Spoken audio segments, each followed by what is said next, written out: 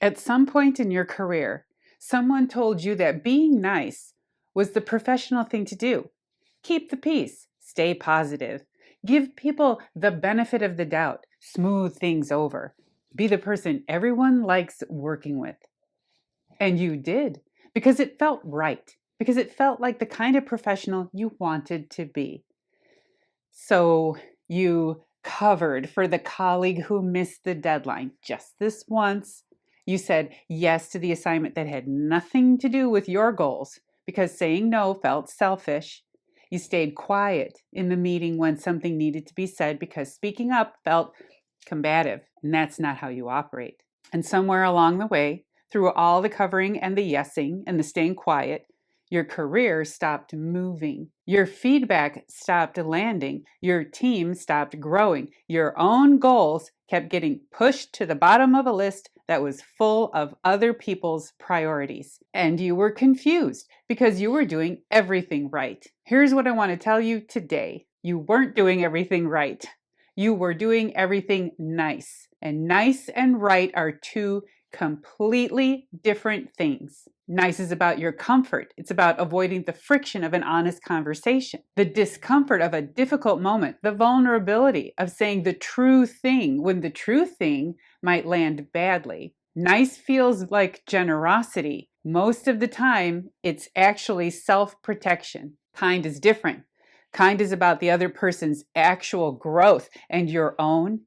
It's the feedback delivered early enough to change something. The boundary set clearly enough to mean something. The honest conversation that creates short-term discomfort and long-term trust. Nice keeps the peace. Kind builds something worth having. And the cost of choosing nice over kind in your leadership, in your relationships, in your own career is higher than most professionals realize until it's already been paid. Today we're talking about that cost and, more importantly, what to do instead. I'm Christina Holloway. For over 25 years, I've coached senior leaders at organizations like Google, GE, and Spotify to architect their authority and navigate the high-stakes politics of the Fortune 500. On this channel, I show you how to recognize the power plays hiding in plain sight and how to communicate with a presence that demands a seat at the table. And what I've learned from leaders who were exhausted, stuck, and genuinely confused about why their best efforts kept producing the wrong results is this. The professionals who struggle most are almost never the ones who care too little. They're the ones who care so much that they've confused being nice with being effective. That's what we're changing today. All right, so let's get started. Let me start with the situation I see most often in my coaching practice. A manager has a team member who is struggling. The work is inconsistent. Deadlines are slipping. The quality isn't where it needs to be. And the manager, who is capable, who cares about their team, who genuinely wants this person to succeed, does something that feels completely reasonable in the moment. They cover for it. They pick up the missed assignment quietly. They smooth over the incompetent deliverable before it reaches the next level. They say something vague and encouraging in the one-on-one. I know you've had a lot on your plate, and move on without naming what they actually observed. And they tell themselves they're being kind. They're not. They're being nice. And there is a meaningful difference. What they've actually done is remove the information the team member needs to grow. They've made the failure invisible, absorbed it into their own effort, papered over it with their own excellence, and in doing so, they've communicated something they never intended to communicate. You can miss the deadline and nothing will change.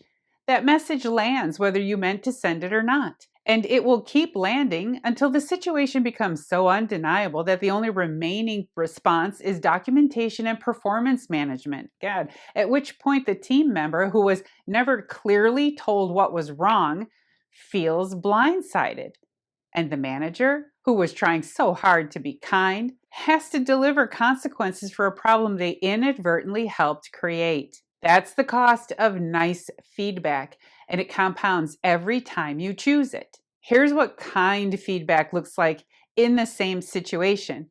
It happens earlier, before the manager has covered for the problem so many times that naming it feels like a betrayal of the relationship they've been carefully protecting. It sounds something like this. I want to talk about the last two deadlines. I noticed they both came in late, and I want to understand what's happening before it becomes a bigger issue. I'm not raising this to put you on notice. I'm raising it because I think you're capable of more than this, and I want to make sure you have what you need to deliver it. That conversation is uncomfortable. It requires the manager to say a true thing that might land badly. It creates friction where there was none before, and it is one of the most genuinely kind things a leader can do for someone on their team. Because here's what kind feedback communicates underneath the words. I see you clearly enough to tell you the truth. I believe in your capability enough to hold you to a higher standard. And I respect you enough to have this conversation now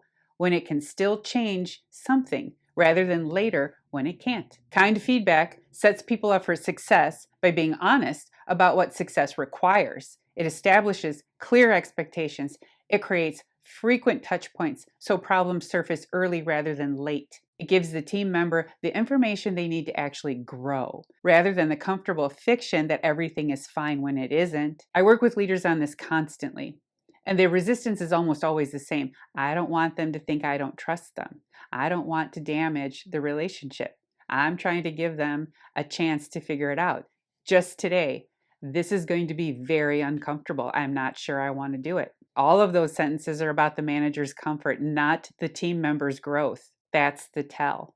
When your feedback decisions are driven by what's comfortable for you rather than what's useful for them, you're being nice, and your team is paying the price for it. The leaders who build the strongest teams are the ones who are willing to be temporarily uncomfortable in service of someone else's development, who understand that a difficult conversation delivered with care and specificity is one of the most valuable things a manager can offer. They're building trust through honesty rather than protecting it through silence, right? And that trust, earned through the willingness to say the true thing, is the only kind that actually holds when things get hard. There is a version of nice that is even harder to name than the feedback problem because it doesn't look like avoidance, it looks like generosity. It's the professional who says yes to everything. Every request, every meeting, every assignment that lands in their inbox with someone else's name attached to a problem they didn't create. Every ask from a colleague who has learned through consistent experience that this person will always find a way to help. And from the outside, it looks like commitment, like being a team player, like the kind of professional everyone wants to work with. From the inside, it feels like drowning. I work with professionals at every level who are exhausted by their own yes, who have calendars full of other people's priorities and wonder why their own work never advances, who have built a reputation for being reliable and available and easy to work with, and who are terrified that if they ever said no, something important would break. That fear that something will break if you stop absorbing everything is the engine of the yes situation, and it is almost always unfounded. Here's what's actually happening underneath that pattern. When you say yes to everything, you train the people around you to expect it. You become the person the requests go to, not because you're the most qualified, not because the work genuinely belongs to you, but because you've demonstrated consistently that you'll take it. And over time, that reputation, however well-intentioned, becomes a ceiling, because the professional who is always available for everyone else's priorities is rarely seen as someone with their own strategic vision. The person who absorbs every request is rarely perceived as someone who knows how to direct their own energy. And the leader who never says no is rarely trusted with the kind of high-stakes work that requires someone who can make difficult choices. Nice professionals say yes because it feels like the right thing to do. It's actually keeping them exactly where they are. Kind to yourself and often to the person asking looks completely different. It sounds like this. That's not something I can take on right now. Here's why. And here's who might be better positioned to help. Or this. I want to make sure I can give this the attention it deserves. I can't do that this week. Can we revisit it next Monday? Or simply this: that's outside what I'm focused on right now. I'm going to have to pass. Those sentences are uncomfortable to say. They require you to disappoint someone in the short term. They require you to trust that the relationship is strong enough to survive a no, which, if it isn't, is important information about that relationship. And they communicate something that yes never can: that your time has value, that your focus is deliberate, that you are a professional who makes choices about where your energy goes rather than on who absorbs whatever arrives. That is not selfish. That is leadership. There's also a kindness to the person you're saying no to that most professionals never consider. When you say yes to a request you're not well positioned to fulfill, when you take on work out of obligation rather than genuine capability or capacity, you're not actually serving the person who asked. You're serving your own need to be seen as helpful. The work suffers, the outcome suffers, and the person who needs real support gets a version of it that was compromised from the beginning. Kind says no when no is the honest answer. Kind redirects when redirection serves the other person better than absorption does. Kind trusts that a clear boundary communicated with care is more valuable than an exhausted yes that produces a mediocre result. The leader who says yes to everything isn't developing their team, they're creating dependency. Every time you absorb a problem that someone on your team should be solving, you remove an opportunity for them to grow. Every time you cover for a gap instead of naming it, you make the gap permanent. The most generous thing you can do for the people around you is hold a standard for them and for yourself.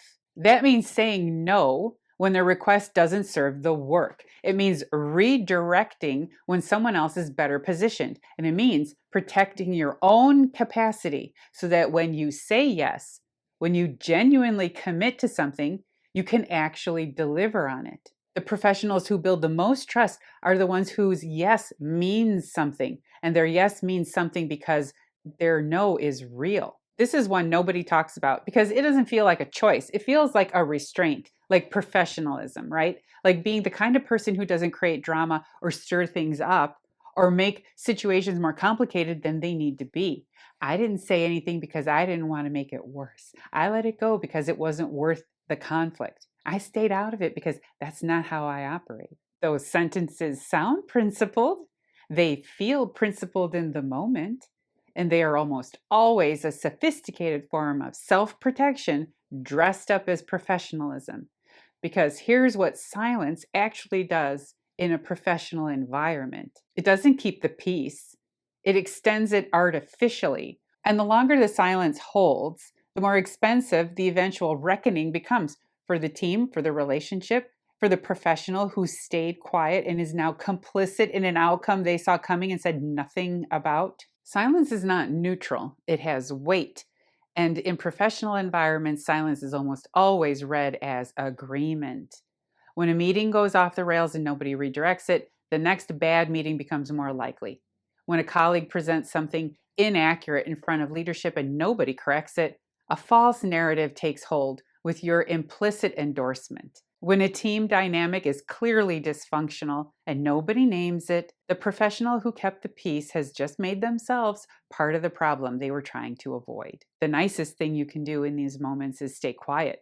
The kindest thing, almost always, is to say something. And I want to be precise about what saying something actually means, because this is where professionals most often get it wrong. Saying something is not the same as being combative. It is not the same as making a scene or embarrassing someone publicly or turning a professional moment into a confrontation. Those are the versions of speaking up that nice professionals are afraid of. And that fear is legitimate because those versions are genuinely unhelpful.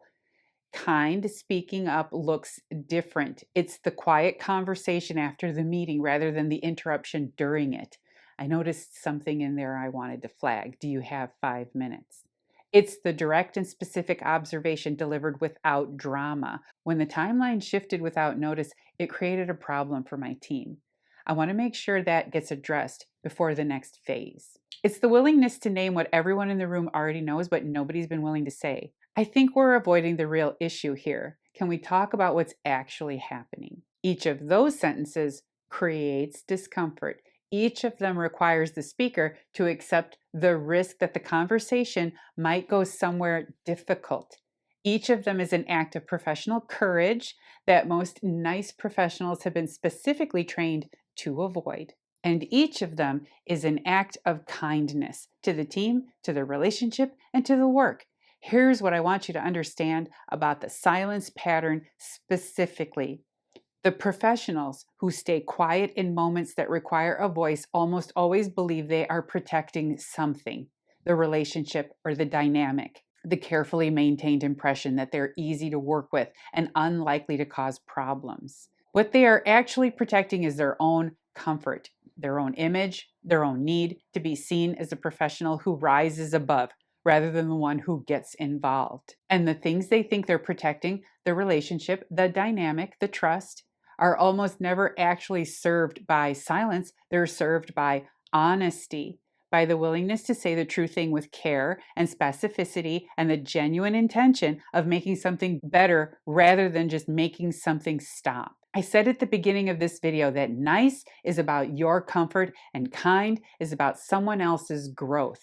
The silence situation is where that distinction matters most, because staying quiet is almost always the most comfortable choice in the moment, and speaking up carefully, specifically, with genuine intention is almost always the kinder one. The professionals who build the most trust are the ones whose presence means something, not because they're always the loudest voice in the room, because when they speak, they mean it. And when something needs to be said, they say it. I want to bring this together before we close. Nice feels like the right choice in almost every moment it presents itself. It feels like consideration, like professionalism, like being the kind of leader and colleague and professional that people want to work with. And it is costing you more than you know. Every piece of feedback you softened to avoid discomfort, every yes you gave because no felt too risky, every moment you stayed quiet because speaking up felt like making trouble. Each of those choices felt safe in the moment. Together, they build a professional identity defined by what you're willing to absorb rather than what you're willing to say. Kind is harder. Kind requires something from you that nice never does. It requires you to be temporarily uncomfortable in service of someone else's growth, to say the true thing when the true thing might land badly, to hold the standard for your team, for your relationships, for yourself, that nice would quietly let slide. But here's what kind builds that nice never can. Trust that holds when things get hard. Teams that grow because someone was honest with them early enough to matter. Relationships where both people know the feedback is real because the praise is real too. A professional reputation built on clarity and courage rather than agreeableness and availability. And a career that actually reflects what you're capable of rather than one that reflects how much you are willing to carry for everyone else. I want to leave you with something practical before you close this video. Think about one situation in your professional life right now where you've been choosing nice over kind. One relationship where the feedback is overdue. One request you said yes to that deserves a no. One moment where you stayed quiet and something needed to be said. You already know what it is. You've probably known for a while. That's where you start. Kind doesn't require a perfect script or a flawless delivery. It requires the decision to say the true thing with care, with specificity, and with the genuine intention of making something better. That decision, made once and then again, is how work environments change. Not through grand gestures or sweeping policy or the hope that leadership will eventually figure it out. Through one honest conversation at a time, one clear boundary, one moment where someone in the room decides the kind thing matters more than saying the comfortable one. We are capable of building better work environments than the ones most of us are living in right now. And it starts with each of us choosing kind over nice, one conversation at a time. If today's video resonated, if you recognize yourself in the feedback situation, the yes situation, or the silence situation, I want to hear about it in the comments below. Tell me which one landed hardest, because naming it is always the first step toward changing it. My free communication toolkit is linked in the description below. It includes the frameworks and boundary statements we've referenced throughout this series, so you can start applying them before your next difficult conversation. I'm Christina Holloway. Thank you for watching, and I'll see you in the next video. Bye.